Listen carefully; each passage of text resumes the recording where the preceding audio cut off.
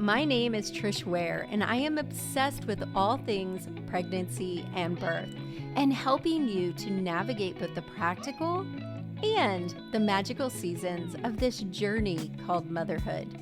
I'm an all-day coffee-sipping mama of 7 and labor and delivery nurse who took her expertise in the labor room and turned it into an online one-stop shop for mamas looking for powerful education and support. I've had the amazing privilege of delivering many babies in my 15-plus year career as a labor and delivery nurse and as a mama of 7. I'm here to help you take the guesswork out of childbirth so you can make the choices that are right for you and your baby and write the birth story of your dreams. So hit subscribe and let's replace your anxiety and fear with complete confidence. Quick note, this podcast is for educational purposes only and does not replace your medical advice. Check out our full disclaimer at the bottom of the show notes. Good morning, Cassidy. I'm so excited to have you on today. So we have a guest that is all about baby wearing.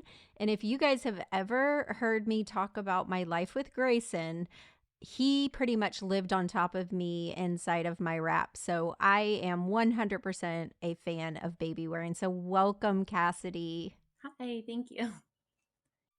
You're welcome.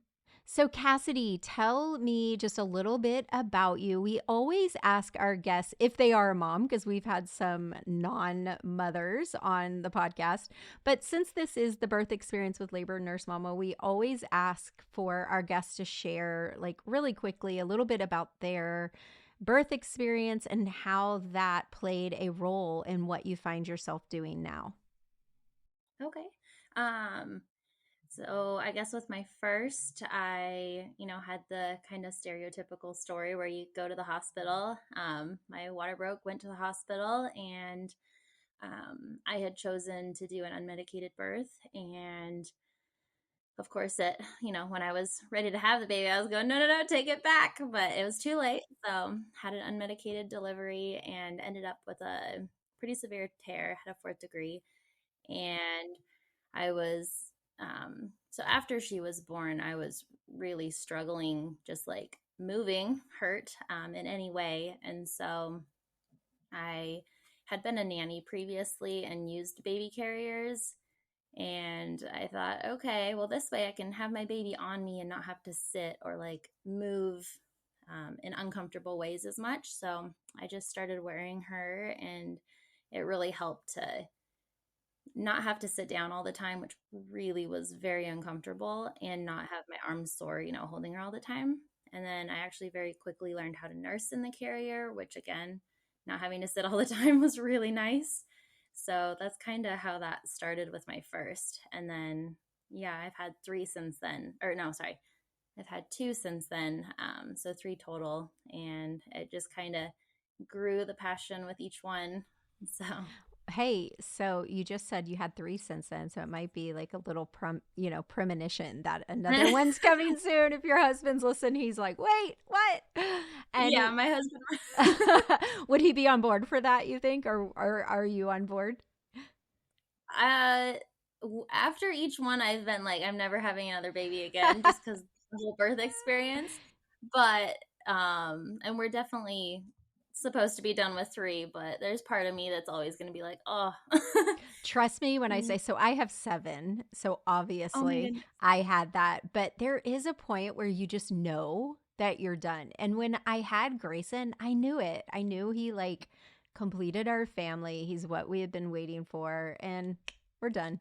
But I love that. So it's funny because you said your birth experiences, which is like what my entire life passion is, to help women have better birth experiences. So I hate that there's people out there that are like, oh no, my birth experience is the reason I don't want another baby. It's just so sad to me. Anyway, I digress. So let's go ahead and kind of start. I have a couple questions for you on baby wearing. So I wanted you to just tell everyone, what are the benefits of baby wearing? So there are benefits both for you and baby. From the mom's perspective, it can. So for me, it kind of helped with that postpartum anxiety, like worrying about dropping baby all the time. And I know some people are the opposite, where they're worried, oh, what if I fall with baby on me? Although for me, it's like if you fall with baby on you, your arms are free. That was my biggest thing. I can catch myself. Whereas if baby's not in the wrap and you fall and you accidentally let go, or you fall with baby and you're trying not to catch yourself, there's more risk of harm. So that was always really nice. And just the convenience factor of having baby on you, and, baby's happy, baby's content. Because almost all babies really crave that comfort and being held. And that allows you to do it for prolonged periods where they're happy, you're able to do what you need to do. And then it actually has been shown, kangaroo care, um, having that skin to skin time, and it can really benefit baby with temperature regulation. It can increase your success rate with breastfeeding if that's something you want to do, because you're having that skin to skin. And if you are a mom or a parent who wants to be nursing in a carrier, that can also really help, because you're able to nurse your baby anywhere, anytime, regardless of what's going on. You can just pop baby into position and easily nurse. So that's always really beneficial. I love that so much. And I am such a fan of baby wearing. I really did it more so with my last more than my other ones. And I found that if you have a baby who either has colic or has the milk protein dairy allergy or just generally fussy little turd, then wearing them is so beneficial. I wore Grayson all the time. And for you mamas out there who are pregnant or new moms, the benefit of skin to skin is like bar none. So I really recommend you can even put the wrap. So I had a Soli baby wrap, which was my favorite wrap. And I would put Grayson skin to skin because he would just get inconsolable at times. And long story short, we were a family of 9 living in a hotel room slash apartment for a short period of time. And so screaming nonstop was not an option. So I would actually take my shirt off, take my bra off, put him skin to skin on me as much as his body could, touch me. And then I would put like a big sweater over and then walk the halls with him. And it was the one thing that I always knew would console him. That's actually one of my favorite things with a stretchy wrap and a newborn, is to just honestly take off your clothes. Like, I mean, you're wearing pants, but take off your clothes and use the wrap as your shirt. And even if you're taking baby in and Mm-hmm. out, you still have the coverage from the wrap. You can basically make it like a shirt. But yeah, you just put baby in there, and I would Mm-hmm. always just put him in their diaper. And, or I mean, Yes. sometimes not, but typically you want a diaper on the baby. But then, yeah, you're getting all that skin to skin. Baby's so happy and comfortable. And it really helped with mine, because they always had Mm-hmm. cooler body temperatures and they always needed to warm up a little bit more. So having them in there really helped to regulate their temperatures. I even honestly did it at the hospital. Yeah, and I love it too for those of you guys who haven't listened to me talk about the benefits of skin to skin, or read one of our posts about skin to skin. What's amazing about your newborn and about your baby is that their body systems are regulated more often not through your body systems. So all of their senses are used combined with you, and you're the center of all those senses. So that sense of touch, smell, sound, all of it is accomplished when you're wearing them and you have them skin to skin. So I really recommend that you guys do a lot of research on that. And the great thing about baby wearing is you can get so much done. So if you're like myself or Cassidy and you have another child, This allows you to still use your hands to assist your other children, to, do things around the house, all these things. And for those of you who are like, well, if I never put the baby down, am I not spoiling the baby? Am I spoiling my baby? What would you say to that, Cassidy? I'd say there's actual evidence that you cannot spoil your baby, and that there's actually been a lot into that lately. It is not possible to spoil your baby. Yes, absolutely. And you know, we as a culture here in the US, like we've really botched some things up when it comes to that, and just listening to people tell us what to do that goes against our natural mama instincts. And so I teach my students and the girls that are inside of my mama membership called Mama Society that they need to begin to listen to what their instinct is saying and not what Aunt Sally or Barbara down the street is telling you to do with your baby. This is your baby. And if you don't want to ever lay your baby down, don't lay your baby down. You don't see like adults walking around still hanging onto their mamas. Like, this is fine. And other cultures that practice baby wearing all the time, they have success in this. Like, these are well adjusted people. So do not worry about these like old wives' tales or what have you. So, the other question I wanted to ask you, are there any risks or are there any tips that you would say, like, as far as learning to do baby wearing? Yes. So, of course, risk with everything. With baby wearing, it's typically people, especially because a lot of moms, especially in the US here, they start with a stretchy wrap. And stretchy wraps are absolutely incredible, but you need to ensure that it's tight enough.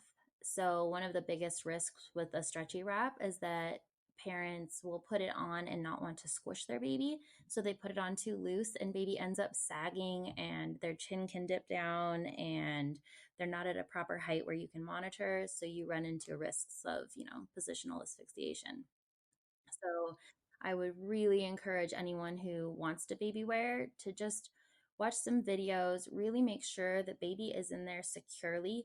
You don't want them literally squished into you, but with a stretchy wrap, that's typically pretty hard to do. There's a lot of give with those, and you want it nice and secure so that baby is in an upright position. Their chin is not tucked down to their chest, and that you can easily visually monitor them. And then also having them high, I mean, you can see them, you can feel them breathing when they're up high on your chest too.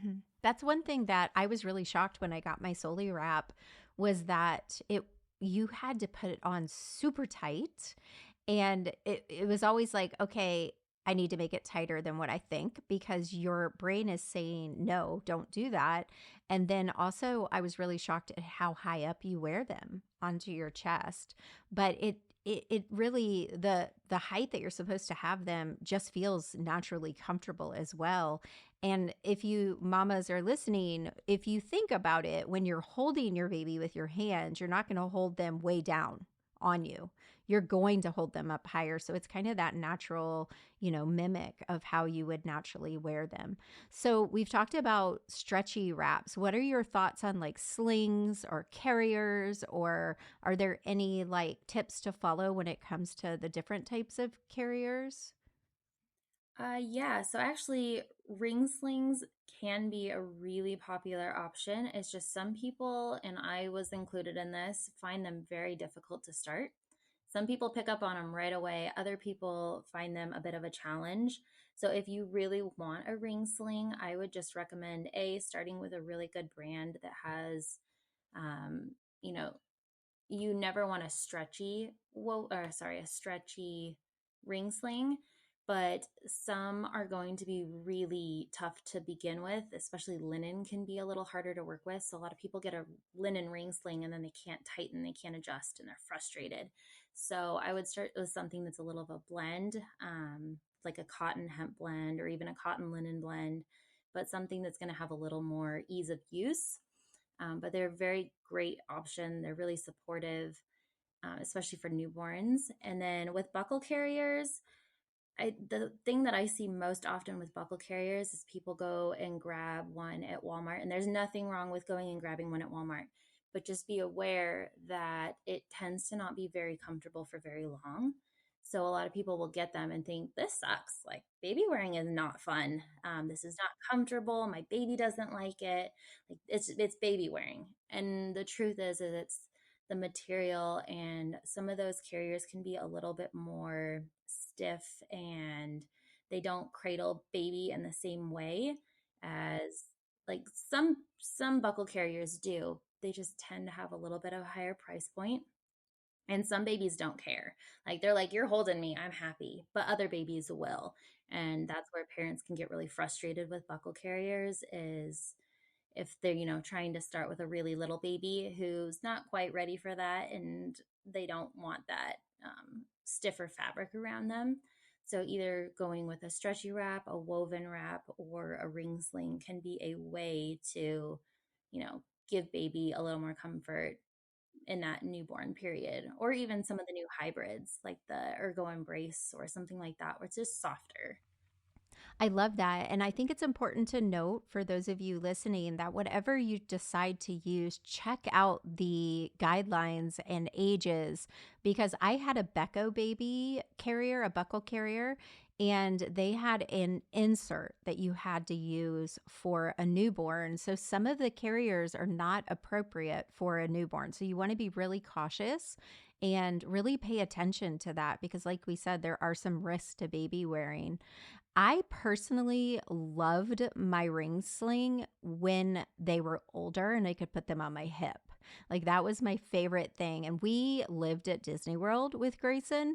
So for his first year and a half, he was on my chest in the stretchy wrap. Then we did the Becco. Then we did the ring sling. And so I love the freedom that baby wearing allows when you're on the go. Because well, now that I own my own business, I'm not as on the go as I was, but we travel a lot. And baby wearing is incredible for that. But side note, weird as it may be, most airlines will not let you baby wear when you are taking off and landing, which is so bizarre. So, yes, I was a flight attendant actually, and that is an FAA regulation. You are supposed to take off your carrier when you are, during the flight, during taxi, takeoff, and landing. And it's kind of the same reasoning. Well, there's a few reasons, but part of it is that if you get up in a minor accident and you're rushing towards the exit, and everyone's rushing towards the exit, that the straps on your carrier can get caught. If you've been deplaning even in normal circumstances, a lot of people have seen that where, you get your bags caught on things as you're trying to get out. So if you're in an emergency situation and you're trying to get out and your carrier gets caught on something, then you could cause everyone behind you to get, stuck or get hurt because people are trying to get past you. The other thing is if you're baby wearing and you're in an accident, baby could be like an airbag. And the regulation is you can't wear them, and part of the reasoning is yes, they could become an airbag.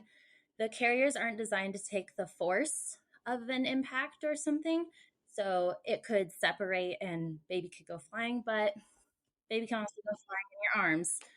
My brain Right. My brain tells me it's safer. Like that's what my brain tells me. So I don't know. It just never made sense. But just for you guys, whether it makes sense or not, they will make you take your baby off.